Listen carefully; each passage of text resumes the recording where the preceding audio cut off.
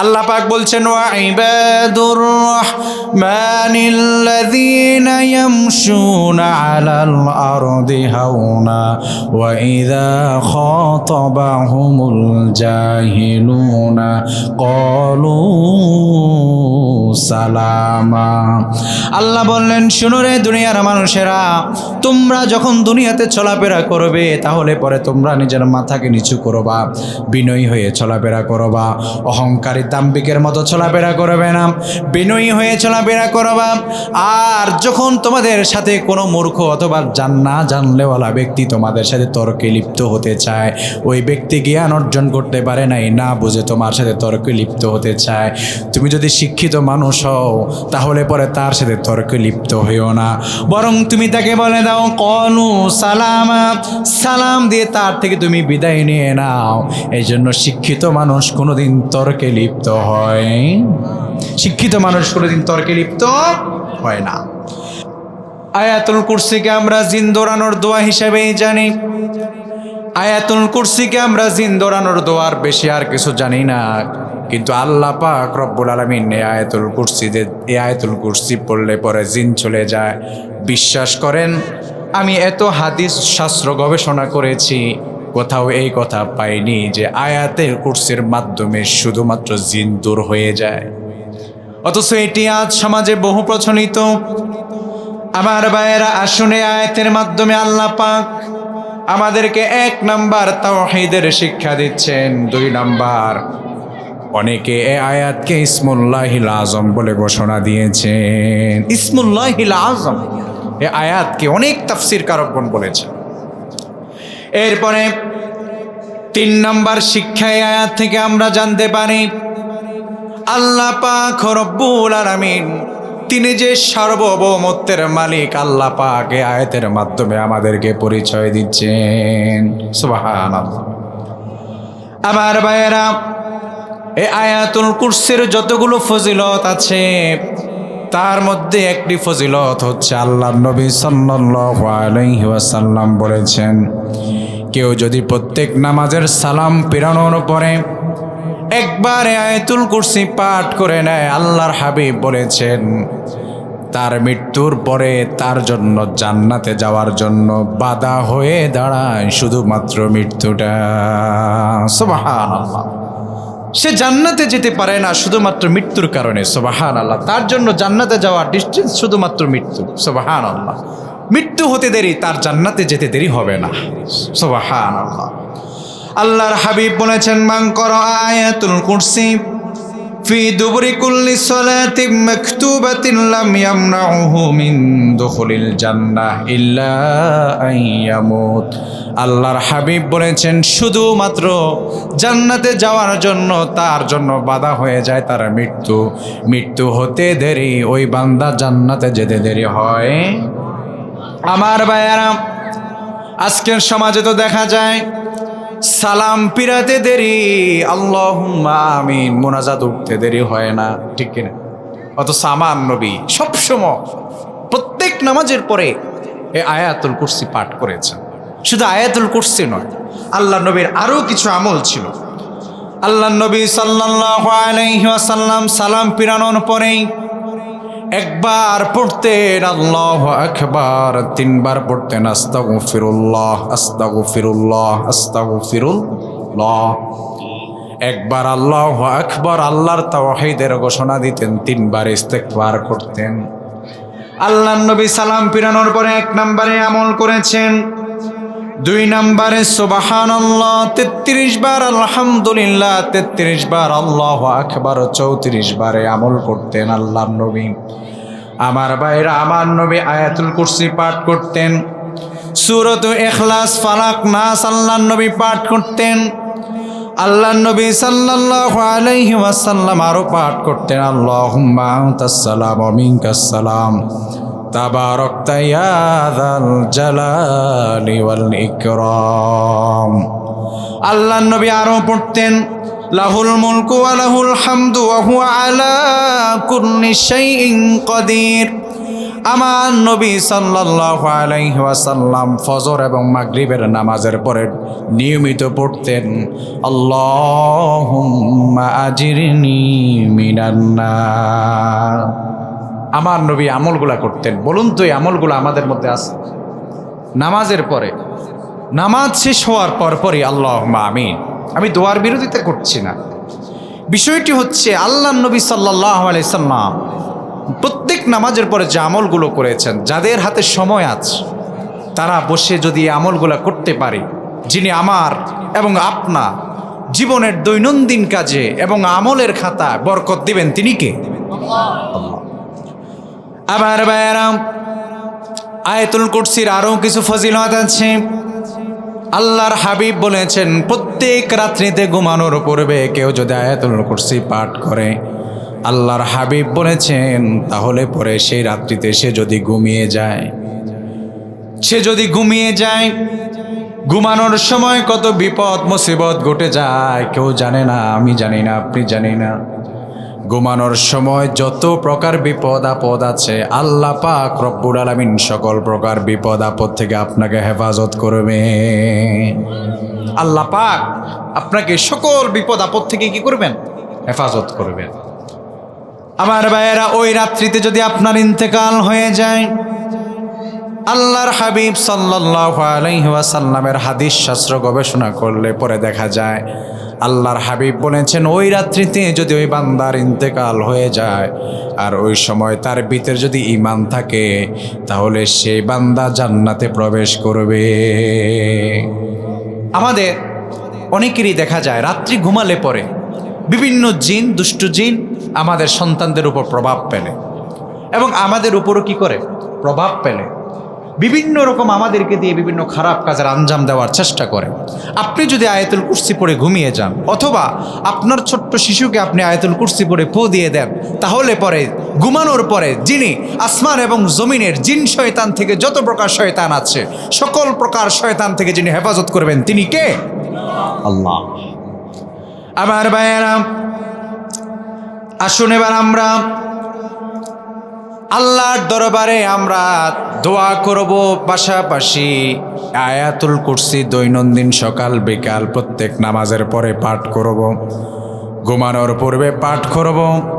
তাহলে পরে আল্লাহ পাক রব্বুল আলামিন আকাশসমূহের বরকতের দরজাসমূহ খুলে দিবেন। আমার ভাইয়েরা, অনেক আলেম, অনেক তাফসির কারকদের তাফসিরগুলো ঘাঁটলে আরও পাওয়া যায়, কোনো ব্যক্তি যদি তার বারাকার দরজাগুলো খুলতে চায়, সেজন্য সকাল বিকাল নিয়মিত আয়াতুল কুরসি পাঠ করে। সুবহানাল্লাহ। এজন্য আসুন আয়াতুল কুরসির আমল আজকে থেকেই শুরু করি। এবার আসুন এই গুরুত্বপূর্ণ আয়াতের তাফসিরে আমি চলে যাচ্ছি। এই আয়াতুল কুরসির তাফসির আমি 10 ভাগে ভাগ করেছি, 10টি খণ্ড করেছি। আয়াতুল কুরসির যদি সুযোগ হয়, সময় হয়, তাহলে শুনবেন, আর সময় না থাকলে সংক্ষিপ্ত আকারে শুনিয়ে দেব। আমার ভাইয়েরা, আসুন শুরু করছি। আল্লাহ পাক বলছেন, আল্লাহু লা ইলাহা ইল্লাহু। আল্লাহ বলেন, আল্লাহ হচ্ছেন তিনি, যিনি ছাড়া আর তোমাদের কোনো ইলাহ নাই। যিনি ছাড়া তোমাদের আর কোনো কি নেই? ইলাহ নেই। আল্লাহ হচ্ছেন তিনি, যিনি ছাড়া ইলাহ শব্দের আরেকটি ব্যাখ্যা পাওয়া যায়, সেটি হচ্ছে বিধানদাতা, আইনদাতা নেই। আল্লাহ হচ্ছেন তিনি, যিনি ছাড়া তোমার উপরে বিধান জারি করার আর কেউ নাই। অতএব একজন মুমিন দুনিয়ার প্রত্যেকটি পরতে পরতে হাঁটার আগে ওই আল্লাহর বান্দার চিন্তা করতে হবে, এই কদমটা যে ফেলছি, এটা দ্বারা আমার আল্লাহ রাজি হয় নাকি আমার আল্লাহ নারাজ হয়ে যায়। এটা একজন মুমিনের চিন্তা করা দরকার। একজন মুমিন তার রাষ্ট্রীয় জীবন, পারিবারিক জীবন, সামাজিক জীবনকে এভাবেই সাজাবে, আমি এমন কোনো কাজ যেন আমার দ্বারা না হয়ে যায়, যাতে করে পরে আমার আল্লাহ আমার উপর অসন্তুষ্ট হয়ে যায়। আল্লাহ বললেন, তিনি হচ্ছেন এমন রব, যিনি ছাড়া তোমার কোনো ইলাহ নেই, যিনি ছাড়া তোমার কোনো দ্বিতীয় কোনো রব নেই, যিনি ছাড়া তোমার আর কোনো পথ নেই। আবার ভাইয়েরা, আল্লাহ পাক রব্বুল আলামিন পবিত্র কোরআন আল কারীমের 22 নম্বর সূরা আল হজ্জের 73 নম্বর আয়াত আল্লাহ পাক রব্বুল আলামিন বললেন, ইয়া আইয়ুহান্নাসু দুরিবা মাসালুন ফাসতামিউ লাহু ইন্নাল্লাযীনা তাদউনা মিন দুনিল্লাহি লা ইয়াখলুকু যুবাবান ওয়ালাউ ইজতামাউ লাহু وَإِن يَسْلُبْهُمُ الذُّبَابُ شَيْئًا لَّا يَسْتَنقِذُوهُ مِنْهُ ضَعُفَ الطَّالِبُ وَالْمَطْلُوبُ আল্লাহ বলছেন, শোনো রে, তুমি দুনিয়ার কাকে রব বলে স্বীকার করছো? আল্লাহ ছাড়া তুমি দুনিয়ার আর কার বিধানকে তুমি আলিঙ্গন করেছো? আল্লাহ ছাড়া তুমি আর দুনিয়াতে কাকে তোমার প্রভু হিসাবে, কাকে তুমি তোমার বিধানদাতা হিসেবে গ্রহণ করেছো? যারা একটি মাছি, আল্লাহ পাক দুনিয়ার ক্ষুদ্র একটি সৃষ্টির কথা বললেন, বিশেষ কিছু বলেন নাই, বড় কিছুর কথা বলেন নাই। আল্লাহ বললেন যারা দুনিয়াতে ছোট্ট একটি মাছি পর্যন্ত সৃষ্টি করতে পারেনি। মাছি তো দূরের কথা, একটা মাছি তার সামনে বসলে পরে সেই মাছি তাড়ানোর মতো ক্ষমতাও তার না। আমার ভাইয়ের, আমাদের সমাজে দেখা যায় আল্লাহ পাক রব্বুল আলামিন এই আয়াতের ব্যাখ্যায় আমাদেরকে যেটা আল্লাহ পাক আমাদেরকে যেটা ইঙ্গিত করছেন, দেখো রে, দুনিয়াতে অনেক মানুষকে দেখবা তারা এমন এমন মূর্তিকে, এমন এমন ব্যক্তিকে, এমন এমন জিনিসকে, এমন এমন বস্তুকে তারা রব মানে। বস্তু বলা হয় এমন জিনিসকে যার মধ্যে কোনো রুহু নাই, যার মধ্যে কোনো জীবন, যে নিজ গতিতে চলতে পারে না, তাকে চালাতে হয়। এরকম বিভিন্ন বস্তুকে যারা নিজেরা সেটা তৈরি করে, আবার তার সামনে মাথা নত করে, তার সামনে যখন আপনি খাবার দিবেন, সেই খাবারের মধ্যে যদি কোনো মাছি বসে, সেই মাছিটা তাড়ানোর মতো শক্তি তার আছে নাকি? আল্লাহ পাক বলছেন, শোনো রে, একটি মাছি তো তারা তৈরি করার ক্ষমতায় নাই। একটা মাছি যদি তার সামনে বসে, সেই মাছিটা তাড়ানোর মতো তার কি নাই? তাহলে দুর্বল অনুসারীরা, দুর্বল খোদার কাছে তারা মাথা নত করবে। আমার ভাইয়েরা, দুর্বল খোদা বলতে কি বোঝায় আমি আপনাদেরকে আরেকটি ব্যাখ্যা শোনাচ্ছি। একজন মুসলমান মুসাফির একদিন পথিমধ্যে বিপদে পড়ে গেল। বিপদে পড়ার পরে তিনি একজনের কাছে সাহায্য চাইতে গেলেন। তিনি ছিলেন একজন হিন্দু। তার দরবারে যখন তিনি সাহায্য চাইলেন, গভীর রাত করা নাড়লেন। হিন্দু মানুষ চিন্তা করছে, আমার ঘরে তো তাকে জায়গা দেওয়া যায় না, সে তো আমার রবের ইবাদত বা আমি যে খোদার ইবাদত করি তার ইবাদত সে করে না। ওই লোকটি বলল, শোনো রে, আমার ঘরে আমাদের যে ইবাদতখানা আছে সেখানেই তুমি থাকো। মুসলমান লোকটাকে ওই ইবাদতখানায় থাকার জন্য দিল। আমার ভাইয়েরা, কিন্তু হিন্দু লোকটার ঘুম আসে না। কেননা ঘুম আসে না জন্যই, কেননা তার মনের মধ্যে ভয় আছে, খোদার ঘরে মুসলমান জায়গা দিয়েছি, না জানি আমার খোদার কি হালত হয়। কতক্ষণ পর পরে চিন্তা করে, কতক্ষণ পর পরে লাফ মেরে মেরে ঘুম থেকে উঠে যায়। এক পর্যায়ে বান্দা ঘুমিয়ে গেল। হঠাৎ স্বপ্নে দেখছে মুসলমান যে লোকটাকে সে ঘরে জায়গা দিয়েছে, স্বপ্নে দেখছে। কারণ মানুষ যেটা ভয় পেয়ে পেয়ে ঘুমায়, যেটা কল্পনা করে করে ঘুমায়, সেই জিনিসটাই মানুষ স্বপ্ন দেখে, ঠিক কিনা? আমার ভাইয়েরা, স্বপ্ন দেখছেন তিনি, মুসলমান লোকটা মূর্তির গাড়ের মধ্যে পা দিয়ে ঘুমিয়ে আছে। সাথে সাথে ইবাদতখানায় দৌড় দিল, দেখলো সত্যি মুসলমান লোকটা মূর্তির গাড়ের মধ্যে পা দিয়ে শুয়ে আছে। বললো, এই বেটা, পা নামাও, আমার খোদার সাথে এত মস্ত বড় বেয়াদবি তুমি কেন করছো? একে একে 3বার 4বার ঘটনাটি ঘটে গেল এক রাতের মধ্যে। এক পর্যায়ে হিন্দু লোকটি রাগান্বিত হয়ে বলল, আহারে খোদা, তোমার ঘাড় থেকে পা নামাতে গিয়ে আমার মতো দুর্বল বান্দারে 3বার ঘুম থেকে জাগাইলা, তোমার কি একটু শক্তি নাই? নিজ শক্তি বলে তোমার ঘাড় থেকে পাটা ভেঙে চুরমার করে দিবা? তোমার কি একটু শক্তি তেমন জাগলো না যে তুমি তোমার ঘাট থেকে এই পাটাকে ছুঁড়ে ফেলে দিবা? আমাকেই 3বার ডাকতে হলো তোমাকে, কেমন খোদা তুমি? আবার ভাইয়েরা, এর জন্য আল্লাহ হচ্ছেন যিনি, তার কোনো লয় নাই, তার কোনো ক্ষয় নাই। হযরত ইব্রাহিম আলাইহিস সালামের ঘটনা আমরা সকলেই জানি আমার ভাইয়েরা, সেজন্য সেটি আর পুনরাবৃত্তি করছি না। আমার ভাইয়েরা, যেই খোদা নিজের অস্তিত্বকে রক্ষা করতে সক্ষম নয়, সেই খোদা কিভাবে আমাদের খোদা হতে পারে বলেন? তিনি আমাদের খোদা হতে পারেন?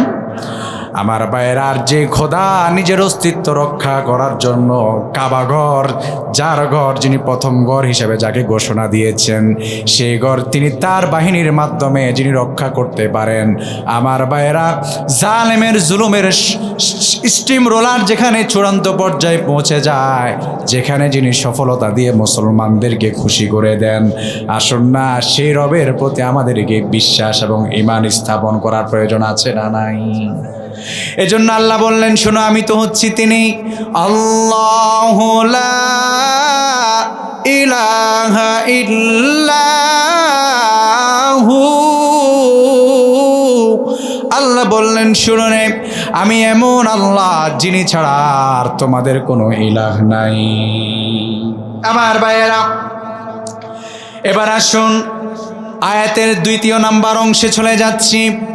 আল্লাহ পাক বললেন, আল হাইয়ুল কাইয়ুম, আমি আল্লাহ চিরস্থায়ী চিরঞ্জীব। তার মানে খোদার কোনো ক্ষয় নাই, আল্লাহ পাক চিরস্থায়ী এবং তিনি চিরঞ্জীব। কেউ যদি নিজেকে খোদা দাবি করে এবং কেউ যদি কাউকে খোদা হিসেবে গ্রহণ করে নেয়, তার মধ্যে 2টি যোগ্যতা থাকা আবশ্যক। তার মধ্যে এক হচ্ছে চিরস্থায়ী, 2 হচ্ছে চিরঞ্জীব, যার কোনো মরণ নাই। খোদা দাবি করতে হলে পরে তার মধ্যে 2টি গুণ থাকতে হবে। পৃথিবীতে যত বন্ড খোদা দাবিদার আছে, তার মধ্যে একজন ছিল ফিরআউন। বলুন তো, সে কি এখন আছে? শুধু কি তাই, অনেককে দেখবেন সূর্যের পূজা করে, চন্দ্রের পূজা করে। যেই চন্দ্র এখন আমরা দেখব, কিন্তু সকাল হলে পরে দেখব। আবার যখন আকাশটা অন্ধকারাচ্ছন্ন হয়ে যায়, মেঘাচ্ছন্ন হয়ে যায়, তখন কি আমরা আবার সেই চন্দ্রকে খুঁজে পাবো নাকি? আবার মেঘাচ্ছন্ন হলে পরে আমরা সূর্যকে খুঁজে পাই না। তাহলে বোঝা গেল সে কোনোদিন আমাদের খোদা হওয়ার যোগ্যতা রাখে।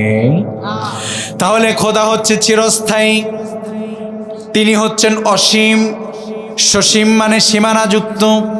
অতএব কোনো ব্যক্তি যদি তাকে খোদা দাবি করে, তাহলে পরে তো তিনি সসীম, এবং যে যদি সীমানাযুক্ত হয়ে যায়, মানে একটি সময় পরে তার ইন্তেকাল হয়ে যায়, তাহলে তিনি আমাদের খোদা হওয়ার কোনো যোগ্যতা রাখে না। আল্লাহ বলেন, শোনো রে, একমাত্র চিরস্থায়ী হচ্ছে আমি আল্লাহ, আর আমি আল্লাহ চিরঞ্জীব। একদিন এই দুনিয়াতে কিছুই থাকবে না। এই দুনিয়াটি পুরা দুনিয়ার প্রত্যেকটি সৃষ্টি তোলার মতো হয়ে যাবে। দুনিয়াটা মাঠ হয়ে যাবে, একটি সমান মাঠ হয়ে যাবে। সেই কঠিন দিনেও আমি আল্লাহ রব্বুল আলামিন থাকবো, আমি রবের মরণ হবে না। সুবহানাল্লাহ। আমার ভাইয়েরা, আল্লাহ পাক রব্বুল আলামিন বলছেন, হুয়াল আউয়ালু ওয়াল আখিরু ওয়াজ যাহিরু ওয়াল বাতিন। শোনো রে, আমি আল্লাহ আউয়ালেও আছি, আগেও ছিলাম, এবং আখেরেও থাকবো, যেদিন কেউ থাকবে না। এবং আমি আল্লাহ পাক তোমাদের সামনেও আছি, প্রকাশ্যেও আছি, গোপনেও আছি। তুমি আমার রবকে, তুমি আমাকে যেভাবে পেতে চাও তুমি সেভাবেই পেয়ে যাবে। গভীর রজনীতে সবাই ঘুমিয়ে গেছে, কিন্তু তোমার রব ঘুমায় নাই, বরং তোমার রব তোমার নিরাপত্তা নিশ্চিত করার জন্য প্রথম আসমানে চলে এসেছে। বান্দারা ঘুমাবে, যেন বান্দারা ঘুমালে পরে আমার বান্দাদের মধ্যে এমন কোনো দুষ্ট জিন বা এমন কোনো ক্ষতি না হয়ে যায়। সেজন্য আমার আল্লাহ পাক গোটা পৃথিবীকে নিরাপত্তার চাদরে ঢাকার জন্য তিনি প্রথম আসমানে চলে আসে। আর তখন পেয়ারা বান্দারা না ঘুমিয়ে আমার আল্লাহর দরবারে যদি হাত তুলে 2 ফোঁটা চোখের পানি ছেড়ে দিতে পারে, আল্লাহ বলে, শোনো রে, শোনো, সেই সময়ের চাওয়াটা আমি আল্লাহর কাছে অতীব গুরুত্বপূর্ণ, দামি। আমার ভাইয়েরা, এই জন্য আল্লাহ বলছেন, শোনো রে, আমি আল্লাহ প্রকাশ্যেও আছি, গোপনেও আছি। তুমি কিভাবে আমি আল্লাহকে পেতে চাও, যেভাবেই তুমি আমি আল্লাহকে পেতে চাও, আমি আল্লাহকে তুমি সেখানেই পেয়ে যাবে। কঠিন বিপদের মধ্যে পড়ে গেলা, দুনিয়ার কোনো মানুষকে সহযোগিতায় পাবে না, কিন্তু চিন্তা করবা না, সেখানেও আমি রবকে তুমি তোমার মতো করে ঠিক পেয়ে যাবে। আমার ভাইয়েরা, আল্লাহ পাক রব্বুল আলামিন তিনি চিরঞ্জীব, চিরস্থায়ী, তার কোনো লয় নাই, তার কোনো ক্ষয় নাই। আল্লাহ পাক রব্বুল আলামিন তার পরিচয় দিচ্ছেন পরের অংশে, লা তাখুযুহু সিনাতু ওয়ালা নাওম। আল্লাহ বলেন শোনো রে, আমাকে স্পর্শ করতে পারে না তন্দ্রা। ভালো করে বুঝবেন, তন্দ্রা এবং ঘুমানো বা না, আমাকে তন্দ্রা স্পর্শ করতে পারে না এবং নিদ্রা, কোনো কিছুই আমাকে স্পর্শ করতে পারে না। তন্দ্রা মানে হচ্ছে জিমানো। মানে আমি ধরেন সফরে বের হলাম, আপনি নোয়াখালী থেকে ঢাকায় যাবেন, বিশাল পথ। এই পথ পাড়ি দিতে গেলে বলুন তো একটু কি ক্লান্তি আসে না আমাদের মধ্যে? একটু কি জিমানো আসে না? আসে। অনেক সময় তো আমরা লম্বা এক ঘুম দেই, গাড়িতে উঠলেই সুবহানাল্লাহ আমরা একটা জায়গায় চলে যাই। তাহলে আল্লাহ পাক বলছেন দেখো, গোটা পৃথিবী আমি পরিচালিত করি, গোটা পৃথিবী রব পরিচালিত করেন, কিন্তু আল্লাহ বলেন আমার ঘুমও নাই, তন্দ্রা নাই, জিমানো স্বাভাবিক পর্যায়ে আমি একটু জিমাইও না, এবং ঘুম তো আমাকে স্পর্শ করতে পারেই না। আমি কোরআন নিয়ে যখন গবেষণা করি, এই আয়াতের অংশ নিয়ে গবেষণা করতে গিয়ে আল্লাহর কোরআনের এই শব্দ চয়ন থেকে আমি আশ্চর্য হয়ে গেলাম। আল্লাহ যদি বলতেন যে আমাকে স্পর্শ করতে পারে না ঘুম, তাহলে বুঝতাম আল্লাহ মনে হয় একটু জিমা। আল্লাহ বলেন এই দুনিয়া পরিচালনা করার ক্ষেত্রে দেখো আমি রব, কেমন রব, আমাকে তন্দ্রা একটু জিমানো পর্যন্ত আমাকে স্পর্শ করতে পারে। আমার ভাইয়েরা দেখুন, সে রব বলছেন আমি এমন রব যে রবকে জিমানো পর্যন্ত স্পর্শ করতে পারে না, এবং কি আমি রবকে ঘুমানো তো দূরের কথা, জিমানো স্পর্শ করতে পারে। আবার ভাইয়েরা পবিত্র কোরআনের আয়াতের 4 নম্বর অংশে চলে যাচ্ছি। আল্লাহ বলেন লাহু মা ফিস সামাওয়াতি ওয়া মা ফিল আরদ। আল্লাহ বলেন লাহু মা ফিস সামাওয়াত। আল্লাহ পাক এখানে একক শব্দ চয়ন দ্বারা সামাওয়াত মানে একক বোঝায় নাই। আল্লাহ সামাওয়াত মানে বুঝিয়েছেন 7 আসমান। আল্লাহ পাক রব্বুল আলামিন বললেন 7 আসমান 7 জমিন। এই যত আসমান এবং জমিন আছে সব কিছু একক কন্ট্রোলে চলে তিনি কে? আল্লাহ পাক রব্বুল আলামিন বললেন শুনো রে, আমি আল্লাহর ক্ষমতা বলে সব কিছু চলে। আসমান এবং জমিন দুনিয়ার কারো কথা অনুযায়ী চলে না। আমি রব যখন বলি বৃষ্টি বর্ষণ করো তখন বৃষ্টি হয়। দুনিয়ার কারো কথা অনুযায়ী আসমান বৃষ্টি দেয় না। জমিনকে আমি যতক্ষণ পর্যন্ত না অর্ডার করে জমিন তুমি আমার বান্দার জন্য উর্বর হয়ে যাও, ততক্ষণ না পর্যন্ত জমিন উর্বর হয় না, যতক্ষণ না পর্যন্ত আমি আল্লাহ আদেশ না করি। আমার ভাইরা আল্লাহ বলছেন লিল্লাহি মুলকুস সামাওয়াতি ওয়াল আরদি ওয়া মা ফিহিন্না ওয়া হুয়া আলা কুল্লি শাইইন কদির। আল্লাহ বলছেন শুনো রে, আসমান এবং জমিন তোমার রব তো এমন রব তিনি সকল ক্ষমতার উপরেই, তার ক্ষমতা সকল কিছুর উপরেই তার রাজত্ব। আমার ভাইরা আল্লাহ বলছেন শুনো, তোমাদের রব এমন রব যেই রব এতটা ক্ষমতা তিনি রাখেন। আল্লাহ পাক রব্বুল আলামিন বলছেন তিনি দুনিয়ার সকল ক্ষমতার উপরেই তার ক্ষমতা। এখানে আল্লাহ তাআলা নিজের ক্ষমতার দিকে ইঙ্গিত করলেন। আল্লাহ বললেন শুনো রে, আমার ক্ষমতা কত বেশি জানো? আসমান এবং জমিন তোমরা তো এটার ভিতরে বসবাস করো মাত্র। এই শক্তিশালী আসমানকে আমি রব এত করে এতভাবে বেষ্টনী দিয়ে তোমাদেরকে রেখেছি। আসমান যদি আজ আমাদের উপরে পড়ে যায় বলুন তো বেঁচে থাকার কোনো সুযোগ আছে নাকি? জমিনটা একটু ভূমিকম্প হলে পরে আমাদের হুঁশ থাকে না। আল্লাহ বলেন এই জমিন যদি পেটে যায় অথবা এই জমিন যদি একটু নাড়াছাড়া করে তাহলে পরে তোমার স্থিরতা ঠিক থাকে না, দৌড়াদৌড়ি শুরু হয়ে যায়। আমার বাইরে আল্লাহ পাক বলছেন এই আসমান এবং জমিন একক ছত্র ক্ষমতার মালিক হচ্ছে আমি আল্লাহ, এবং এই আসমান এবং জমিন আমি রবের অর্ডার ছাড়া এক চুল পরিমাণও লড়ে না। আর আমি আল্লাহ পাক এই সকল কিছুর উপরেই আমার ক্ষমতা।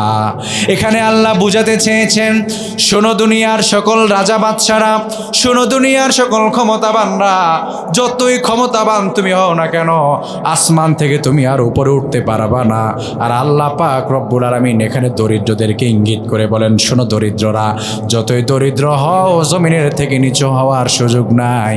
এজন্য আল্লাহ পাক এখানে ইশারা করলেন তাদেরকে শোনো শোনো, ওহে দুনিয়ার অহংকারী দাম্ভিকরা, ওহে দুনিয়ার ধনীরা, ওহে দুনিয়ার রাজা বাদশা, বাদশারা, ওহে দুনিয়ার রাজত্বের অধিকারীরা, তোমরা কখন এটা ভেবো না যে আসমান তোমাদের কথা শুনবে। মনে রেখো, আসমান কিন্তু তোমার কথা শুনে না। আল্লাহ পাক রব্বুল আলামিন দরিদ্রদেরকে ইশারা করে বললেন, শোনো রে দরিদ্ররা, তোমরা মনে করেছো তোমরা দরিদ্র হওয়ার কারণে আল্লাহ পাক তোমাদের উপর জুলুম করেছে। না রে না, বিষয়টি এমন নয়। জমিনের দিকে তাকাও, জমিনও তোমার নিচেই থাকে। অতএব তুমিও আল্লাহর কোনো অমূলক সৃষ্টি নয়। তুমি যদি সৃষ্টি হতে পারো জমিন থেকেও তো তোমাকে নিচে নামাতে পারতাম। তুমি তাকাও, তোমার নিচে জমিন নয়, তুমি জমিনের নিচে নয়, জমিন তোমার নিচে। আল্লাহ পাকের জন্যই বললেন, শুনো রে, এখানে উভয়ের জন্য শিক্ষা রয়েছে। কেউ তোমরা যদি বড় হয়ে যাও তাহলে পরে অহংকার করিও না। আল্লাহ পাক নিজেই শ্রেণী বিন্যাস করেছেন, এটা দুনিয়ার সৌন্দর্য। আমার বাইরে আল্লাহ পাক দুনিয়াটাকে এভাবেই সাজিয়েছেন। আমি বক্তা, আপনিও বক্তা যদি হতেন তাহলে পরে এখানে আপনারা আসতেন না। আল্লাহ পাক এই শ্রেণী বিন্যাসের জন্যই করেছেন। এত সুন্দর করে মাহফিল প্যান্ডেল সাজানো হয়েছে। এখন মাইকওয়ালাও যদি আমার মতো হতো, তিনি কি আর মাইক নিয়ে আসতেন নাকি? প্যান্ডেলওয়ালাও যদি আমার মতো হতো, তিনি প্যান্ডেল করতেন নাকি? এজন্য আল্লাহ পাক শ্রেণীবিন্যাস করেছেন এত সুন্দর আয়োজনকে সাজানোর জন্য। আল্লাহ পাক রব্বুল আলামিন ধনী গরিবের যে স্থিরতা দিয়েছেন, আল্লাহ পাক রব্বুল আলামিন উঁচু নিচু যে করেছেন, শুধুমাত্র এই দুনিয়াকে সাজানোর জন্য। এজন্য আল্লাহ বললেন, সাবধান, অহংকার দাম্ভিক হওয়া যাবে না, এবং নিজেকে নিজে আবার এত ছোট মনে করা যাবে না, নিজেকে নিজে সৃষ্টির অদম মনে করা যাবে না, বরং তুমি আল্লাহর আশরাফুল মাখলুকাত মনে রেখো। এজন্য আল্লাহ পাক রব্বুল আলামিন আমাদেরকে ইশারা করছেন, শোনো শোনো, আমি রব, আসমানেরও মালিক, জমিনেরও মালিক। অতএব তুমি যদি তোমার রবের প্রতি ঈমান রাখতে পারো তাহলে পরে তোমার আর কোনো ভয় নাই। আমার ভাইয়েরা, পবিত্র কোরআনের আয়াতের 5 নম্বর অংশে চলে যাচ্ছি। আল্লাহ পাক রব্বুল আলামিন বলেন, মান যাল্লাযী ইয়াশফাউ ইনদাহু ইল্লা বিইযনি। আল্লাহ বললেন, কে আছে, কার এত বড় সাহস, কার এত বড় ক্ষমতা, কার এত বড় সাহস আছে যে কিয়ামতের কঠিন ময়দানে আল্লাহর সামনে সে তোমাদেরকে সুপারিশ করে করে জান্নাতে নিয়ে যাবে। আল্লাহ পাক রব্বুল আলামিন বললেন, শুনো রে, কিয়ামতের কঠিন ময়দানে তোমাদের জন্য সুপারিশকারী কেউ হবে না। আমার ভাইয়েরা, আমি আপনাদেরকে ইশারা করছি সেই দিকে। আজকে আমাদের মুসলমান সমাজে অনেক মুসলমানকে এমন দেখা যায়, তারা বিভিন্ন দরবারে বিভিন্ন পীরের কাছে মুরিদ হয় এই বলে তারা মনে করে তাদের পীর তাদেরকে জান্নাতে নিয়ে যাবে, তাদেরকে নিয়ে নিয়ে জান্নাতের দিকে চলে যাবে। না না, দুনিয়ার কোনো পীর তোমাকে জান্নাতে নিতে পারবে না। দুনিয়ার কোনো ব্যক্তি তোমাকে জান্নাতে নেওয়ার সার্টিফিকেট দেওয়ার ক্ষমতা। আল্লাহ পাক বলছেন, শোনো শোনো, কিয়ামতের কঠিন ময়দানে কেউ সেদিন শাফাত করার ক্ষমতা পাবে না। আল্লাহ রব্বুল আলামিন পবিত্র কোরআন আল কারিমে 29 নম্বর সূরাতুজ জুমারের 46 নং আয়াত আমার আল্লাহ রব্বুল আলামিন বলছেন, শোনো, কুল লিল্লাহিশ শাফাআতু জামিআ লাহু মুলকুস সামাওয়াতি ওয়াল আরদ সুম্মা ইলাইহি তুরজাউন। আল্লাহ বলছেন, শোনো শোনো, কিয়ামতের কঠিন ময়দানে কে আছে এমন আল্লাহর অনুমতি ছাড়া দুনিয়ার মানুষদেরকে শাফাত করবেন? তার মানে হ্যাঁ, অবশ্যই, কারণ আমরা এতদিন শুনে এসেছি যে একজন হাফেজে কোরআন 10 জন ব্যক্তিকে জান্নাতে নিবে। এভাবে করে একজন আলেম হাজার হাজার অজস্র ব্যক্তিকে টেনে টেনে জান্নাতের দিকে নিয়ে যাবে। এখন আপনারা, আমি তো বলেছি আল্লাহ পাক বলছেন কে আছে এমন সুপারিশ করবে, তাহলে পরে এতদিন পর্যন্ত আপনারা যে কথাটি শুনেছেন এটি ভুল নাকি? না না, এটি ভুল নয়, বরং আল্লাহ পাক বলছেন কে আছে এমন আমার অনুমতি ছাড়া কিয়ামতের কঠিন ময়দানে সুপারিশ করবে। তার মানে যারা সুপারিশ করবেন তারাও একজনের অনুমতি নিয়ে সুপারিশ করবেন। তিনি কে? চিল্লায়া বলেন, কে? আমার ভাইরা, কিয়ামতের কঠিন ময়দানে মানুষগুলো চলে যাবে হযরত আদম আলাইহিস সালাতু ওয়াস সালামের কাছে। হযরত আদমকে গিয়ে বলবেন, ওগো আমাদের পিতা, আপনি আমাদের প্রথম মানুষ, আপনি আমাদের পিতা, আপনি আদি পিতা, আমরা এসেছি আপনার কাছে, আপনি একটু আমাদেরকে সহযোগিতা করুন আজ এই বিভীষিকাময় দিনে। হযরত আদম বলবে, শোনো রে, আমি নিজেই হিসাবের অপেক্ষায় আছি, আল্লাহর দরবারে কিভাবে হিসাব দিব সে অপেক্ষায় আছি। অতএব আমি তোমাদের কিভাবে সুপারিশ করব, আমি তো নিজের চিন্তায় আছি। এইভাবে করে করে মানুষগুলা নূহ আলাইহিস সালামের কাছে যাবে, মূসা আলাইহিস সালামের কাছে যাবে, মানুষগুলা দাউদ নবীর কাছে আসবে, ইব্রাহিম খলিলুল্লাহর কাছে আসবে। সর্বশেষ ইব্রাহিম খলিলুল্লাহ বলবেন, চলে যাও, শেষ নবী শেষ পয়গম্বরের কাছে তোমরা চলে যাও। আমার ভাইরা, আমার নবী আমার আল্লাহর কাছে চলে যাবেন, গিয়ে বলবেন, ওগো আল্লাহ, তিনি সেজদায় লুটিয়ে পড়বেন। আমার আল্লাহ বলবেন, নবীজি মাথা উঠান, আর আপনি আপনার উম্মতদেরকে শাফাত করতে থাকুন। তার মানে আমার নবী শাফাত করবেন আমার নবীর নিজ ক্ষমতায় না, আল্লাহর অনুমতি সাপেক্ষে। আল্লাহর অনুমতি সাপেক্ষে আমার নবী আমাদেরকে শাফাত করবেন। আল্লাহর অনুমতি ছাড়া আমার নবীও সেদিন আমাদেরকে শাফাত করবেন না। আমার ভাইয়েরা, আয়াতের 6 নম্বর অংশের দিকে আমরা চলে যাচ্ছি। আল্লাহ বললেন, ইয়ালামু মা বাইনা আইদিহিম ওয়া মা খালফাহুম। আল্লাহ বললেন, শুনো রে, তিনি জানেন সব কিছু, আসমান এবং জমিনে, মাঝে এবং পিছনে, সামনে প্রকাশে যা কিছু তোমরা করো সব কিছু আমি রব্বুল আলামিন করছি। আমার প্রিয় যুবক ভাইয়েরা, রাত্রি গভীর হলে পরে রুমের দরজাটা লাগিয়ে দিলেন, নিজের হাতে স্মার্টফোন আছে, নিজের যৌবনত্বকে আপনি বিসর্জন দিলেন, নিজের চরিত্রকে আপনি শেষ করলেন। কেউ দেখে নাই, মা দেখে নাই, বাবা দেখে নাই, দুনিয়ার কোনো বন্ধু বান্ধব দেখে নাই। গোপনে গোপনে মেসেঞ্জারের মাধ্যমে আপনি একটি মেয়ের সাথে রিলেশন রাখছেন, একটি মেয়ের সাথে আপনি অবৈধ সম্পর্ক রাখছেন, দুনিয়ার কেউ জানে না। সবাই আপনাকে পীর হিসাবে সেলুট দেয়, সবাই আপনাকে সমাজের ভালো ছেলে বলে, কেউ জানে না। কিন্তু আমার যুবক ভাইয়েরা, একবার যদি চিন্তা করে এই কোরআনের আয়াতের এই অংশ, ইয়ালামু মা বাইনা আইদিহিম ওয়া মা খালফাহুম, আল্লাহ পাক রব্বুল আলামিন তিনি আমাদেরকে সর্ব অবস্থায় তিনি আমাদেরকে কোট করছেন। আমার ভাইয়েরা, এজন্য আসুন, নিজের এই গোপন যখন হয়ে যাব, একাকিত্ব যখন আমরা বোধ করব, তখন বেশি বেশি আল্লাহকে স্মরণ করব। কেউ দেখে না, কিন্তু আমার আল্লাহ আমাকে দেখছেন। আমি আমার রবের নজর থেকে কখনো দূরে চলে যাওয়ার কোনো সুযোগ। আমার ভাইয়েরা, আপনি কঠিন বিপদের মধ্যে যদি পড়ে যান, কেউ দেখে নাই, আমার আল্লাহ দেখেছেন। এই ঠিক তেমনিভাবে আপনি যদি কঠিন সুখ যদি অনুভব করেন, তাহলে আমার রব দেখতে পারে। কিন্তু আল্লাহর নবীর একটা হাদিস আমি গবেষণা করে পেয়েছি, আল্লাহর নবী বলেছেন, কোনো ব্যক্তি যদি যখন সুখের সময় থাকে, ধরেন আপনার প্রচুর প্রাচুর্যতা আছে, এখন আপনার সুখের সময়, কোনো দুঃখ নাই, আপনি সুস্থ আছেন, টাকা পয়সা ইনকাম করেন, আল্লাহর নবী বললেন কোনো বিপদ তাকে গ্রাস করে নাই, সেই সময় যদি সে আল্লাহর দরবারে বেশি বেশি দোয়া করে, আল্লাহ পাক রব্বুল আলামিন বলছেন, আমার আল্লাহ তাআলা তখনকার দোয়াটাকে সবচেয়ে বেশি পছন্দ করেন। এবং সেই সময় দোয়া কবুল হওয়ার সময়, সেই সময় দোয়া কবুল হওয়ার সময়। কিন্তু আমাদের সমস্যা হচ্ছে, যখন আমাদের সুখ থাকে তখন আল্লাহর কথা স্মরণ হয় না, যখন আমাদেরকে বিপদ চেপে ধরে তখন যায় আল্লাহর কথা স্মরণ হয়, মসজিদে দৌড়ায়। এর জন্য আসুন, সুখের সময় বেশি বেশি কাকে স্মরণ করি? আল্লাহকে। আর বিপদের সময় এটা তখন আর আল্লাহকে স্মরণ করার জন্য আলাদা করে ওয়াজ করা দরকার নাই, এমনিই স্মরণ হয়, ঠিক কি না? আমার ভাইয়েরা, এজন্য আল্লাহ বলছেন, শোনো শোনো, তুমি তো বিপদে পড়লে আমাকে স্মরণ করো, সুখে থাকলে পরে আমাকে বলে যাও। আল্লাহ বলেন, কিন্তু দেখো আমি তোমার এমন রব, তুমি সুখে থাকো কিংবা দুঃখে থাকো তুমি আমাকে বলে যেতে পারো, কিন্তু আমি আল্লাহ পাক তোমাকে একটা মিনিটের জন্য বলি না, বরং আমি আল্লাহ পাক তোমার দিকে সব সময় আমার দয়ার দৃষ্টি দিয়ে থাকি। সুবহানাল্লাহ। এবার আসুন আয়াতের 7 নম্বর অংশে আমরা চলে যাচ্ছি। ولا يحيطون بشيء من علمه إلا بما شاء।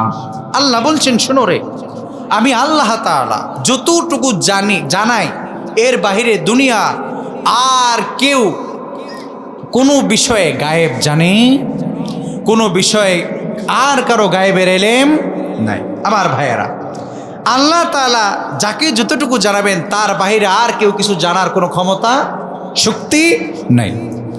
আমার ভাইয়েরা, আল্লাহ তাআলা আমাদেরকে জানান যতটুকু, এটার মানে আবার এই নয়। দেখবেন আমাদের সমাজে অনেক জাদুকর আছে। এমন আমি নিজেও কিছুদিন আগে এক কবিরাজের সাথে সাক্ষাৎ হয়েছে। কবিরাজ, আমি বললাম, ভাই আপনি তো বিভিন্নভাবে আপনি বলতে পারেন আগামীতে কি হবে, পূর্বে কি হয়েছে, আপনি কেমনে জানেন? আমি যতটুকু জানি আল্লাহ তাআলা এই গায়েব, এই এলমি গায়েব, এই গায়েবের এলেম আল্লাহ তাআলা কাউকে দেয় নাই। তাহলে আপনি কোথা থেকে জানেন? এটা আপনাদের পক্ষে কিভাবে সম্ভব? তিনি আমাকে বলছেন, বেটা কোরআন হাদিস এত বড়, এটা এই আয়াত কি পাও নাই? বললাম কি আয়াত? আল্লাহ আয়াতুল কুরসিতে বলছে, ওয়ালা ইউহিতুনা বিশাইইম মিন ইলমিহি ইল্লা বিমা শা। আল্লাহ যতটুকু জানান ততটুকু জানতে পারি। তো আমিও তো তাদের মধ্যেই একজন। দেখছেন বন্ডামির লেভেল কি? আপনাকে যদি আয়াতের তরজমা শোনানো হয় আপনি তো বলবেন ঠিক আছে, তো মোল্লা মুন্সিরা তো সব ভুল হয়। কিন্তু এই আয়াতের ব্যাখ্যায় আমি তাফসির কারকদের থেকে এমন তাফসির পাইনি। তারা লিখেছেন আল্লাহ পাক এখানে মূলত নবীদের ওহীকে সাব্বিত করেছেন আল্লাহ পাক রব্বুল আলামিন। কারণ আমাদের মধ্যে অনেক মাথা মোটা আছে, তারা দেখবেন বলবে, আচ্ছা নবীরা যে আমাদেরকে এত কিছু বলে গেছেন, এটা ওনারা কোত্থেকে পেয়েছেন? সব মন গড়া কথা বলেছেন তিনি, এরকম নাফরমান নাই? আমার বাইরে এটা যেন বলতে না পারে। এই আয়াতের মূল অংশ আল্লাহ পাক নবীদের দিকে সাব্বিত করেছেন। শোনো শোনো, নবীদের ব্যাপারে আল্লাহ পাক ইশারা করলেন। এটার মানে নবীদেরকে যে আমার আল্লাহ ওহী পাঠিয়েছেন এটা আল্লাহ তাআলা সাব্বিত করেছেন। আল্লাহ বললেন, শোনো রে, আমি যে নবীদেরকে জানিয়েছি এটার দলিল হচ্ছে আয়াত। অতএব আল্লাহ পাক রব্বুল আলামিন নবীরা আমাদেরকে যে দিক নির্দেশনা দিয়ে গিয়েছেন, আমার আপনার পয়গম্বর, আমার এবং আপনার নবী সাইয়্যিদুল মুরসালিন রহমাতাল লিল আলামিন, কলিজার টুকরা নবী, দিনের নবী, তিনি আমাদেরকে যে দিক নির্দেশনাগুলো দিয়ে গিয়েছেন একটাও নিজের মন গড়াভাবে দিয়ে যান নাই। যিনি ওনাকে দিতে বলেছেন তিনি কে? আমার ভাইয়েরা, এজন্য আল্লাহ পাক রব্বুল আলামিন, এজন্য আল্লাহ পাক রব্বুল আলামিন এখানে শুধু এতটুকু পর্যন্ত আল্লাহ পাক ক্ষান্ত রাখে নাই।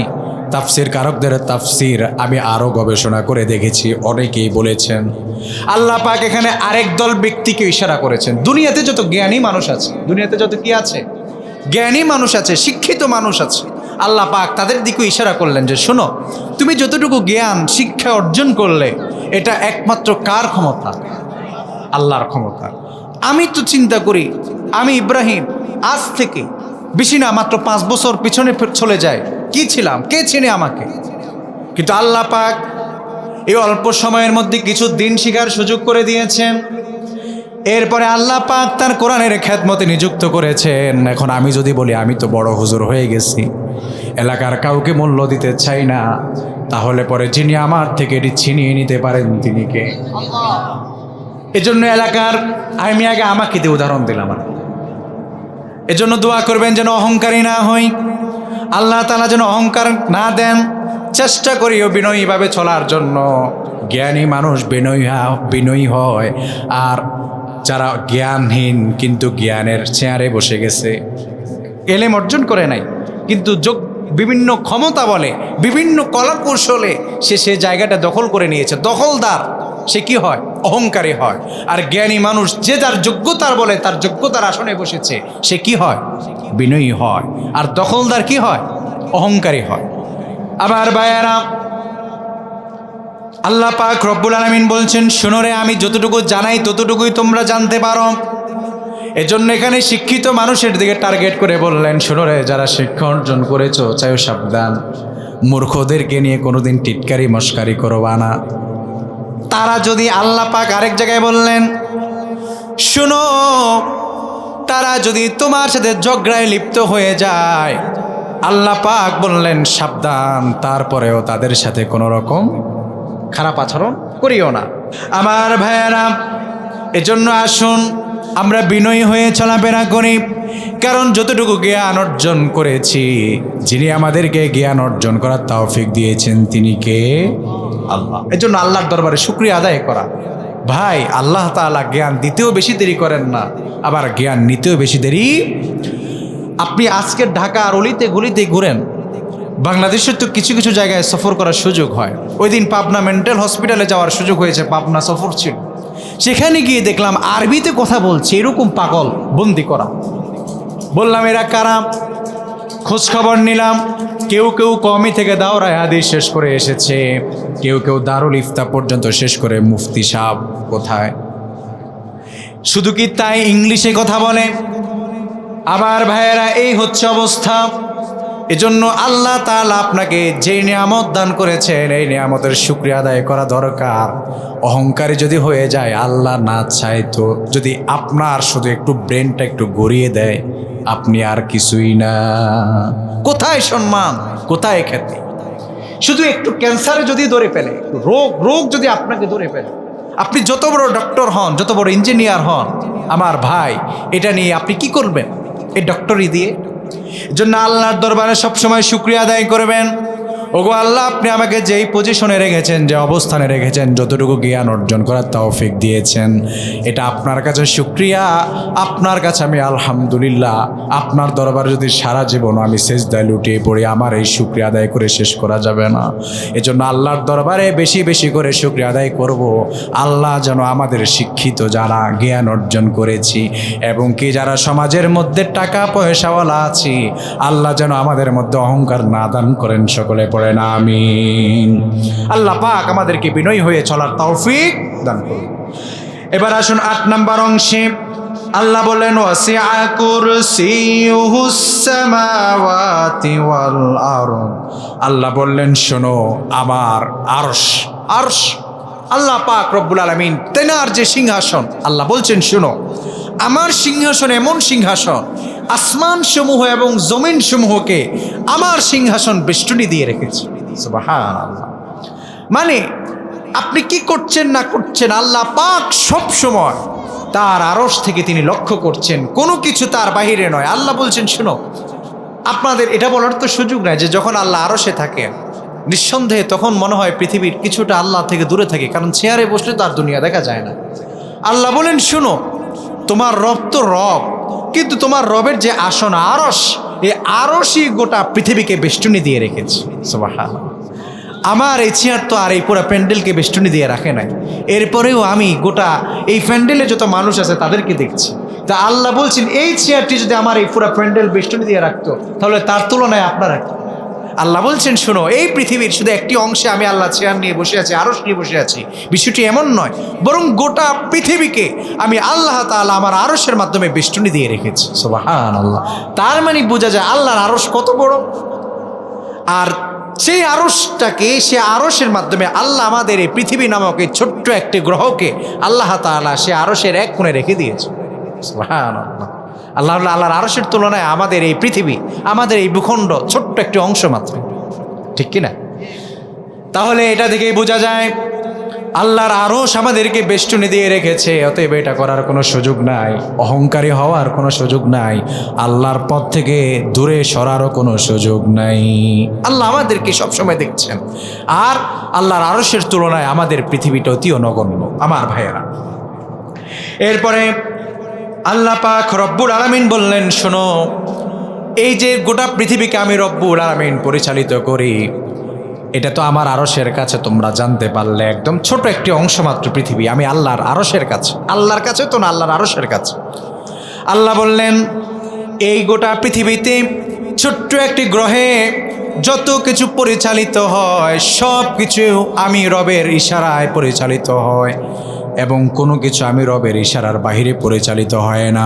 এজন্য আল্লাহ পাক রব্বুল আলামিন পবিত্র কোরআন আল কারিমে আরেক জায়গায় বললেন তাবারাকাল্লাযী বিয়াদিহিল মুলকু ওয়া হুয়া আলা কুল্লি শাইইন কাদির। আল্লাহ বললেন বরকতময় যিনি, তিনি মুলক মানে সকল বাদশাহের বাদশা তিনি, এবং তিনি সকল ক্ষমতার উপরে তার ক্ষমতা, সকল সৃষ্টির উপরে তার আরশ, তার ক্ষমতা, তার রাজত্ব। আমার ভাইয়েরা, এবার আমরা জানতে পারলাম গোটা পৃথিবীর আসমান জমিনকে যে আরশের মাধ্যমে আমার আল্লাহ বেষ্টনী দিয়ে রেখেছেন, ওই পৃথিবী আমার আল্লাহ পাক রব্বুল আলামিন পরিচালিত করতে গেলে পরে আমি আমার রবের কোনো প্রকার কোনো ক্ষতি বা কষ্ট হওয়ার কোনো সুযোগ আছে নাকি? নাই। আমার ভাইয়েরা, আল্লাহ পাক রব্বুল আলামিন বললেন ওয়ালা ইয়াউদুহু হিফযুহুমা। আল্লাহ পাক বলছেন শোনো শোনো, এই গোটা পৃথিবী পরিচালিত করতে গেলে পরে আল্লাহ তো প্রথমে বললেন আমাকে তন্দ্রাও গ্রাস করে না, ঘুম আমাকে ধরে না। আমরা বললাম আল্লাহ তন্দ্রাও ধরে না, ঘুমও ধরে না, একটু তো ক্লান্ত হন। আল্লাহ পাক রব্বুল আলামিন বলেন শোনো শোনো, আমি রব একটু ক্লান্ত হই না। গোটা পৃথিবী আমি রব পরিচালিত করতে গেলে পরে আমি রবকে কোনোভাবে কোনো ক্ষেত্রে আমি রবকে কোনোভাবে ক্লান্ত আমাকে ধরার কোনো সুযোগ নেই।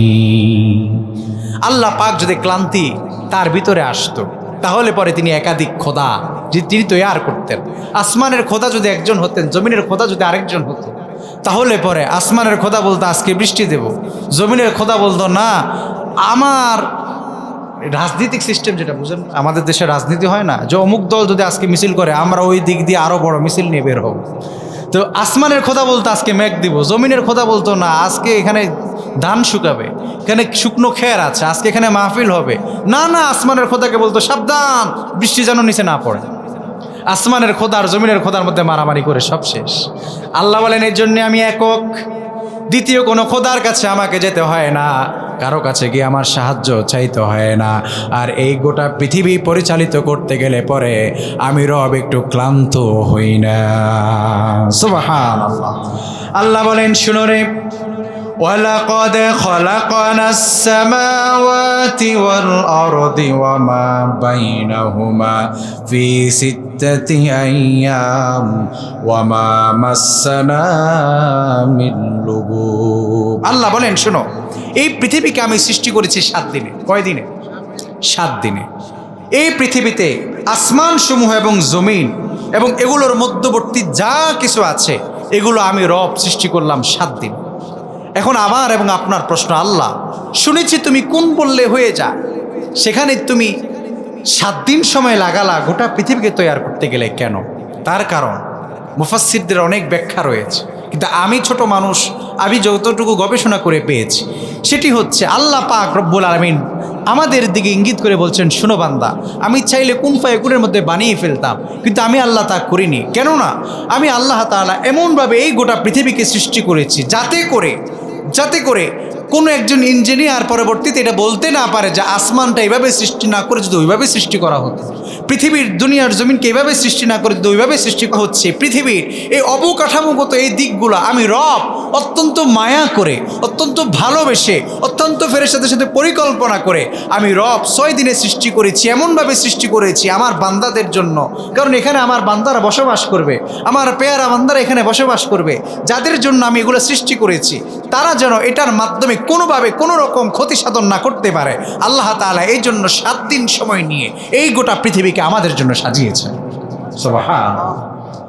আমার ভাইয়েরা, এজন্য আসুন সেই মহান রবের দরবারে আমরা লুটিয়ে পড়ি, আল্লাহর সাথে কোনো প্রকার শিরিক না করি, আল্লাহর সাথে কোনো প্রকার গোস্তাখি না করি, আল্লাহর সামনে অন্য কাউকে রব হিসেবে স্বীকার না করি।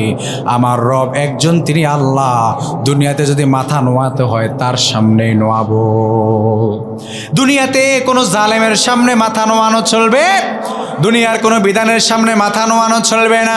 আল্লাহর কোরআনের সামনে মাথা নোয়াবো, কিন্তু দুনিয়ার কোনো জালেমের সামনে, জুলুমের সামনে মাথা নোয়াবো না। আল্লাহ পাক রব্বুল আলামিন আমাদেরকে সেই ঈমান দান করুন, পড়ুন আমিন। 10 নম্বর অংশে আমরা চলে যাচ্ছি। আল্লাহ রব্বুল আলামিন বলেন ওয়া হুয়াল আলিয়্যুল আযীম। আল্লাহ বলেন আমি রব কেমন জানো? আমি আল্লাহ পাক রব্বুল আলামিন হচ্ছি সুউচ্চ সুমহান। আল্লাহ পাক তিনি বলেননি আমি মহান। আমরা বলি না আল্লাহ মহান? অনেক ক্ষেত্রে অনেক পোস্টারেও দেখবেন যে আল্লাহ মহান লেখা থাকে উপরে, অনেক নির্বাচনী পোস্টারে এই কাজ হয়, আল্লাহ মহান। আল্লাহ বলেন শোনো, আমি শুধু মহান নয়, কারণ মহানের মধ্যে অনেক ব্যাখ্যা আছে। যেমন আমাদের সমাজে একজন মহান ব্যক্তি আছে, আমরা বলি না কথা যে উনি মহান মানুষ, কিন্তু মহান মানুষ হলে ওনার চরিত্রের মধ্যে ত্রুটি আছে। কি আছে? এখন বাধ্য হয়ে ওনাকে মহান বলতে হয়। কিন্তু আল্লাহ বলছেন শোনো, আমার পরিচয় শুধু মহান নয়, আমি আল্লাহ সুমহান, মানে সকল প্রকার দুষ্ত্রুটি মুক্ত আমি আল্লাহ। সুবহানাল্লাহ। আপনি কোরআনের এই তাফসিরগুলো যদি আপনি পড়েন, জাস্ট আল্লাহর শব্দ চয়নগুলো দেখলে পরে আপনার ঈমান আনতে মন চাইবে। শব্দ চয়নগুলো আপনি খেয়াল করেছেন? আল্লাহ কি শব্দ চয়ন করছেন? আপনি শব্দগুলো থেকে কিভাবে ভুল বের করবেন? আল্লাহ রাব্বুল আলামিন বললেন, শোনো, আমি আল্লাহ শুধু মহান নয়, কারণ মহানের মধ্যে অনেক দোষ ত্রুটি থাকতে পারে, মহানের মধ্যে চারিত্রিক কালচার আর অনেক রকম তার মধ্যে দোষ ত্রুটি থাকার সম্ভাবনা আছে, কিন্তু আল্লাহ বলেন আমি আল্লাহ এমন মহান, আমি আল্লাহ সুমহান, মানে আমার মধ্যে কোনো প্রকার দোষ ত্রুটি থাকার কোনো সুযোগ। এবং আল্লাহ বলছেন আমি সুউচ্চ, উচ্চতা মানে আল্লাহ যিনি ক্ষমতাবান, ক্ষমতা পাওয়ারও তো অনেক সিস্টেম আছে, দিনের ভোট রাতে করেও তো ক্ষমতায় যাওয়া যায়, এভাবেই করে করে অনেক সিস্টেমে পদ্ধতি এদিক সেদিক করে মারামারি করে কাটাকাটি করেও তো ক্ষমতার আসনে বসা যায়। আল্লাহ বললেন আমি রব তো এভাবেই বসতে হয় নাই, আমি আল্লাহ সুউচ্চ, আমি আল্লাহ সুক্ষমতাবান, আমি আল্লাহ কোনোভাবে কোনো রকম করে মারামারি কাটাকাটি করে এভাবে সেভাবে করে আমি আল্লাহকে ক্ষমতা দখল করতে হয় নাই, আমি আল্লাহ সুমহান সুমর্যাদাপূর্ণ স্থানে বসে আছি এবং আমি আল্লাহ তাআলা সেই জায়গায় বসে তোমাদেরকে পরিচালিত করছি। সুবহানাল্লাহ। আমার ভাইয়েরা, আসুন আয়াতুল কুরসির এবার মূল সারমর্ম এতক্ষণ পর্যন্ত আমরা আলোচনা শুনলাম, এবার আসুন এই আলোচনা থেকে আমরা কিছু কর্মসূচি নিয়ে যাই, তাহলে আবার আগের আলোচনায় আমরা ফিরে যাই। আমরা বললাম এই আয়াতের মধ্যে আমরা 3টা শিক্ষা পাবো। কয়টা? 3টা। এক, তাওহীদ। এক কি? তাওহীদ। তাওহীদ হচ্ছে বিশ্বাস, ইয়াকিন, একজন, তিনি কে? এই আয়াতের মাধ্যমে অল ইন ওয়ান, আমি আগেই বলেছি, এমন একটি আয়াত, পুরো একটা আয়াতের মধ্যে আমরা একজনের পরিচয় পেয়ে যাচ্ছি। আমি 10টি ভাগে ভাগ করেছি, এটা আমি করেছি তাফসির করার সুবিধার্থে। তাহলে 10টি ভাগে আমরা তাফসির শুনলাম। মূল আলোচনার মূল অংশ হচ্ছে এটি যে আল্লাহ তাআলা এক, এটা তাওহীদ। এটা কি? তাওহীদ। এটা থেকে আমাদের শিক্ষা আল্লাহ হচ্ছেন এক, তিনি ছাড়া আর কোনো রব নেই, ইলাহ নেই, বিধানদাতা নেই, তিনি ছাড়া মুসলমানদের পরিচালনা করার আর কোনো পদ্ধতি। আচ্ছা আপনি বলুন তো, এই জমিন কার? আসমান কার? গোটা পৃথিবী কার? এটাকে আপনি স্বীকার করেন? কারা কারা স্বীকার করেন? হাত তোলেন তো। আল্লাহু আকবার। আল্লাহ তাআলা কবুল করুন। আপনি এটা বিশ্বাস করেন? এটা আপনার মুখের স্বীকৃতি। এবার মনের স্বীকৃতি কিভাবে প্রমাণ পাবে? আপনি আল্লাহর কোরআনকে আপনি বিশ্বাস করলেন, জমিন আল্লাহর, পৃথিবী আল্লাহর, সব কিছু আল্লাহর, এটা আপনি স্বীকার করলেন, অক্ষপটে এক বাক্যে মেনে নিলেন। কিন্তু এবার আপনাকে আমি বললাম, ভাই যেহেতু আপনি বলছেন পৃথিবী আল্লাহর, সব কিছু আল্লাহর, সৃষ্টি করেছেন তিনি, তাহলে এই পৃথিবী জগৎ পরিচালনার জন্য আল্লাহ তাআলা একটা গাইডলাইন দিয়েছেন। সেই গাইডলাইনের নাম কি? সেই গাইডলাইনের নাম কি? কোরআন। এবার আমি আপনাকে বলি তো, কোরআনে কি সমাজনীতি নাই, অর্থনীতি নাই, ব্যবসা নীতি নাই? নাকি এই কোরআন শুধু নামাজের জন্য? আপনার কত আয়াত লাগবে অর্থনীতির জন্য? আমাদের কাছে আসেন, আমরা দিচ্ছি আপনার। কোরআনের কত আয়াত লাগবে রাষ্ট্রনীতির জন্য? আপনি বলুন, আমরা আপনাকে বের করে দিচ্ছি।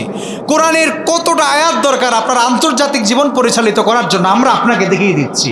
তুমি মিয়া পড়েছো স্কুল কলেজে ভার্সিটিতে, জীবনে কোরআনের ক্লাসে বসো নাই, তুমি মিয়া কিভাবে বলো এই কোরআনের রাজনীতি নাই? এটা তোমার মতো গণ্ড মূর্খের মুখে বের হয়। কোরআনে রাজনীতি আসে না, এটা সিদ্ধান্ত তুমি দেওয়ার কে? দিবে তো আলেম, কারণ তিনি কোরআন পড়েছেন। সমস্যা হচ্ছে আমাদের সমাজে জাহালাত, এই মূর্খতা। আমাদেরকে আজ সবক দেয় কে? যে ব্যক্তি জীবনে কোরআনের ক্লাসে যায় না, সে বলে কোরআনের রাজনীতি নেই। আরে ভাই, আল্লাহর কোরআনের কতটুকু আপনি দেখতে চান? আল্লাহর কোরআনের কোন জায়গায় কোন আয়াত প্রয়োজন? আমি আপনাকে বের করে দিচ্ছি, আসুন আমার সঙ্গে।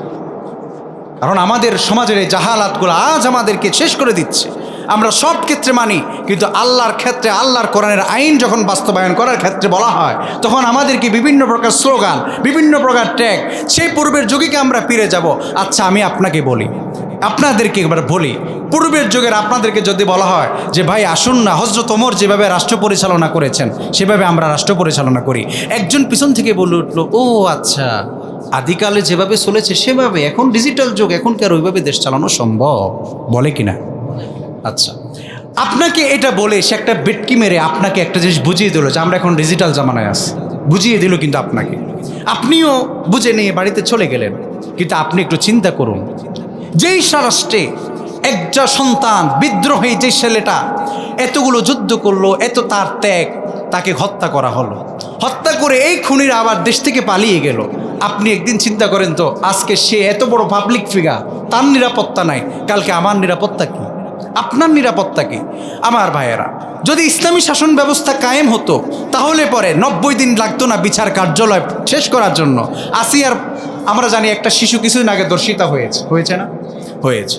তো বলুন তো আজ পর্যন্ত এই শিশুকে যারা দর্শন করেছে তাদের বিচার কি হয়েছে? হ্যাঁ, আদালতে রায় হয়েছে, ফাঁসির রায়, কিন্তু কার্যকর হয়েছে? আপনি চিন্তা করুন তো, গণতান্ত্রিক রাষ্ট্রে এটা কত বড় অধপতনের জিনিস।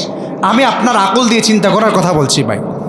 আপনি একটু চিন্তা করুন তো, আদালত রায় দিয়েছে যে তাকে যারা দর্শন করেছে তাদের ফাঁসি হবে, কিন্তু আবার আপনি চাইলে অন্য আদালতে, এর থেকেও আরও উপরে সুপ্রিম কোর্ট কিংবা আরও বড় আদালতে আপনি চাইলে এই রায়ের বিরুদ্ধে আপিল করতে পারবেন। কিন্তু ইসলামীরা শাসন ব্যবস্থা যদি কায়েম থাকতো তাহলে দর্শিতার লাশ কবরে যাওয়ার আগে দর্শকের কবর দাফন এদেশে হয়ে যেত। খুন হওয়া ব্যক্তির লাশ কবরে দাফন হওয়ার আগে খুনির লাশ এই দেশে দাফন হয়ে যেত। আমরা সেটি পারিনি। আমাদের ব্যর্থতা, স্বাধীনতার 54 বছর পরেও আমার সন্তান স্কুল কলেজে নিরাপদ নয়, স্বাধীনভাবে কথা বলতে পারে না। স্বাধীনতার নাম বলে বলে বাক স্বাধীনতার দোহাই দিয়ে দিয়ে নিজেদের নীরব কনসেপ্ট নাস্তিক্যবাদ আজ আমাদের সামনে প্রচার করা হচ্ছে, আর আমরা এখনো ঘুমিয়ে আছি। আমাদেরকে এখনো তারা যেভাবে চাচ্ছে সেভাবে পরিচালিত করছে। আর এগুলো বললেই, আমরা বললেই বলে যে রাজনীতি করে। আল্লাহর কোরআন, আল্লাহর এখান থেকে আমরা শিখলাম তাওহীদ। তাওহীদ এমন একটি বিষয়ের নাম, সব জায়গায়, সর্বক্ষেত্রে, সব জায়গায় একজনকে অনুসরণ করব, তিনি কে? আমি আপনাদেরকে স্পষ্ট ভাষা বলছি, আপনি দুনিয়ার যে কোনো কাজে যাবেন, দুইজন ব্যক্তিকে যদি আপনার সামনে নির্বাচন করার জন্য বলা হয়, দেখবেন কার সাথে কোরআনের সম্পর্ক বেশি। যদি দেখেন এই লোকটার সাথে কোরআনের সাথে একটু সম্পর্ক লাগে আছে, ওর পক্ষে আপনি থাকবেন ইনশাআল্লাহ। কারণ কোরআন আল্লাহর যার সাথে আছে তার সাথে, যে ব্যক্তি আল্লাহর কথা বলে তার সাথে আমরা আছি ইনশাআল্লাহ। তাহলে তাওহীদ 1 নম্বর, আমরা তাওহীদের শিক্ষা পেলাম এই আয়াতুল কুরসির এই পুরা তাফসির থেকে। 2 নম্বর, আমরা এই তাফসির থেকে, আয়াতুল কুরসির আজকের এই তাফসির থেকে আমরা আল্লাহর সার্বভৌমত্ব সম্পর্কে জানতে পারলাম। এবার বলুন তো, আল্লাহ তাআলা সার্বভৌম ক্ষমতার মালিক নাকি জনগণ সার্বভৌমের ক্ষমতার মালিক? তাহলে যারা এই কনসেপ্ট তারা লালন করে যে জনগণ সকল ক্ষমতার মালিক, উৎস, এটা যারা লালন করে এবং এই কথার উপর যারা বিশ্বাস করে, আপনাদেরকেও যারা বিশ্বাস করা, তারা নিশ্চয়ই আপনার ঈমান খুব সুকৌশলে কেড়ে নিয়ে যাচ্ছে। আর আপনি যদি এই কথার উপর বিশ্বাস রাখেন, আল্লাহি, আল্লাহর কসম, কোরআনকে সামনে রেখে বলছে আপনার ঈমান নাই। কারণ এটা আল্লাহ বলছেন আমি হচ্ছি সর্বক্ষমতার মালিক, আর আপনি বলছেন জনগণ। যেই জনগণ নিজের হায়াত মৌতের কোনো খবর নাই, যে জনগণ নিজের নিরাপত্তার জন্য রাষ্ট্রকে প্রয়োজন হয়, সেই জনগণ কিভাবে সার্বভৌম ক্ষমতার মালিক হয় আপনি বলুন? যেই জনগণকে নিরাপত্তা দেয় কে? রাষ্ট্র। রাষ্ট্র যদি আজ আমাদেরকে নিরাপত্তা না দিত, ইন্ডিয়া একদিকে মাইট দিয়ে আমাদেরকে নিয়ে যেত ওইদিকে, একদিকে এভাবে করে করে রাষ্ট্রযন্ত্র আমাদেরকে নিরাপত্তা দেয়। আর আমরা বলছি কি, আমরা, আর ওরা আমাদেরকে বলে তোমরা সকল ক্ষমতার মালিক। মূলত এটা মূল আফাম ছাড়া আর কিছু। তাহলে আমরা বুঝতে পারলাম সর্বক্ষমতার, সার্বভৌম ক্ষমতার মালিক কে? আল্লাহ। এরপরে এই আয়াতুল কুরসির তাফসির পূর্ণাঙ্গ থেকে আমরা যতটুকু শুনতে পারলাম, বলুন প্রকাশ্যে, গোপনে, ওপেনে, যেখানে আমরা যাই, সেখানে আমরা যাই করি না কেন, যিনি আমাদের প্রতি খেয়াল রাখেন তিনি কে? আল্লাহ। এজন্য আসুন ঈমানকে পুক্ত করি, ঈমানকে আমরা সেভাবেই পরিচালিত করি, যেভাবে পরিচালিত হলে পরে, যেভাবে আমরা যেখানে সেখানে বিপদে পড়ে যাই, আল্লাহকে যদি একবার আল্লাহ বলে ডাক দেন, আল্লাহ তাআলা আপনার ডাক শুনতে বাধ্য ইনশাআল্লাহ। আল্লাহ শুনবেন। আমার ভাইয়েরা, আল্লাহ পাক কঠিন বিপদের সময় ঈমানদারদেরকে কিভাবে বাঁচিয়ে দেন? সাইয়েদিনা হযরত ওমর ফারুক রাদিয়াল্লাহু তাআলা আনহু, তিনি তেমন রাষ্ট্রপ্রধান ছিলেন। রাত্রি যখন গভীর হয়ে যেত, চাদরটাকে মুড়ি দিয়ে তিনি আস্তে আস্তে করে দেশের জনগণের খোঁজ খবর নিতেন। তিনি আইন জারি করলেন, কেউ তোমরা আর মদ্য পান করতে পারবা না, মদ তোমরা খাবা না। তিনার রাষ্ট্রে যখন মদের বিরুদ্ধে আইন পাশ হয়ে গেল, এক যুবক সে মদের বোতল নিয়ে চাদরের নিচে করে সে হেঁটে যাচ্ছে। আমার ভাইয়েরা, খলিফাতুল মুসলিমিনের সামনে যখন পড়ে গেল, খলিফাতুল মুসলিমিন ডেকে ডেকে বলল, তুমি কে? যুবক, কোথা থেকে আসছো? যুবক বলল, খলিফাতুল মুসলিমিন, এখানে আমি আসছি আমার যে কোনো তার একটা আত্মীয়র বাড়ি। বলল, আমি অমুক আত্মীয়র বাড়ি থেকে আসছি।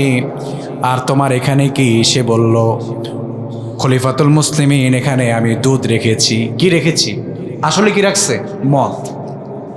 আমার ভাইয়েরা, হযরতে ওমর তিনি বললেন, শোনো রে, দেখাও দেখি, চাদরটা উঠাও, আমি দেখতে চাই দুধের বোতল। আমার ভাইরা চাদরটা উঠালো আর যুবক বোতলটা বের করে খলিফাতুল মুসলিমের হাতে দিল। খলিফাতুল মুসলিমিন লক্ষ্য করলো সেখানে আসলেই দুধ রয়েছে। সুবহানাল্লাহ। যুবক দেখা মাত্র আশ্চর্যান্বিত হয়ে চিৎকার মারলো আর কান্নাকাটি শুরু করে দিল। আমার ভাইয়েরা খলিফাতুল মুসলিমিন যুবকের অবস্থা দেখে যুবককে ধরে বলল, যুবক এরকম করছো কেন? যুবক বলল, খলিফাতুল মুসলিমিন, আজ আমি আপনার সামনে যে বোতল নিয়ে হাজির হয়েছি, এই বোতলে আপনি দুধ দেখেছেন, আসলে এই বোতলে দুধ ছিল না, এই বোতলের মধ্যে মদ ছিল। কি ছিল? মদ ছিল, নেশাদ্রব্য ছিল। কিন্তু ওগো খলিফাতুল মুসলিমিন, আমি যখন দূর থেকে আপনার ছায়া লক্ষ্য করছি এবং আমি যখন আপনার সামনে সরাসরি এসে উপস্থিত হয়ে গেছি, আপনি তো কিছুদিন আগে বিধান জারি করলেন আপনার রাষ্ট্রে কোনো মদ খাওয়া যাবে না। আমি খলিফাতুল মুসলিমিন, আমি আপনার আইনকে মাথা পেতে মেনে নিয়েছি, কিন্তু আমার যে নেশা আমার ভিতরে সেটা তো কাজ করে, সেটা কন্ট্রোল করতে পারি না। তাই আজ আমার এক বন্ধুর থেকে আমি এই মদের বোতল নিয়ে আসছিলাম, বাড়িতে যাচ্ছিলাম। কিন্তু খলিফাতুল মুসলিমিন, আপনাকে দেখা মাত্র আপনার ভয়ে, আপনার রাগান্বিত ক্রোধের ভয়ে, আপনার বিচারের ভয়ে আমি আমার রবকে নীরবে মনের গভীর থেকে এত আমায়াবি ভালোবেসে ডাক দিলাম, আল্লাহ, আজকে তুমি যদি আমাদের খলিফাতুল মুসলিমের হাত থেকে তুমি যদি আমাকে বাঁচিয়ে দিতে পারো, তাহলে পরে রব তোমার দরবার আমি তওবা করব, আর জীবনে কোনো দিন এই গুনাহের মধ্যে শামিল হব না। আল্লাহু আকবার। খলিফাতুল মুসলিমিন বলে, আল্লাহু আকবার। আমার ভাইয়েরা, মূল বিষয়টি তো হচ্ছে এটাই, যেটা মূল মেসেজ দিতে চেয়েছিলাম। আমরা গুনাহগার, আমরা গুনাহ করব, এটা আমাদের সিফত, এটা আমাদের গুণ। আল্লাহ পাক রব্বুল আলামিন আমাদের এই গোটা বডি স্ট্রাকচার এভাবে সৃষ্টি করেছেন যাতে আমাদের দ্বারা গুনাহ হবে, এটাই স্বাভাবিক। কিন্তু গুনাহ হলে পরে গুমরা হয়ে যাওয়ার কোনো সুযোগ নাই, আল্লাহর পথ থেকে দূরে সরে যাওয়ার কোনো সুযোগ নাই। আসুন আজকে সকলে আমরা নিজের ঈমানকে আবারও নবায়ন করি। সকলে আমার সাথে পড়ুন, লা ইলাহা ইল্লাল্লাহু মুহাম্মাদুর রাসূলুল্লাহ সাল্লাল্লাহু আলাইহি ওয়াসাল্লাম। আল্লাহ তাআলা এই সময় পর্যন্ত আমার মতো একজন ছোট মানুষ দ্বারা যে খেদমত নিয়েছেন, আপনাদের সামনে যতটুকু কথা বলার সুযোগ দিয়েছেন, আল্লাহ তাআলা যেন উক্ত কথাগুলোর উপরে, তাওহীদের উপরে, ঈমানের উপরে আগে আমার মতো একজন নগণ্য গোলামকে অটল থাকার তৌফিক দান করুন, এরপর আপনাদেরকে অটল থাকার তৌফিক দান করুন।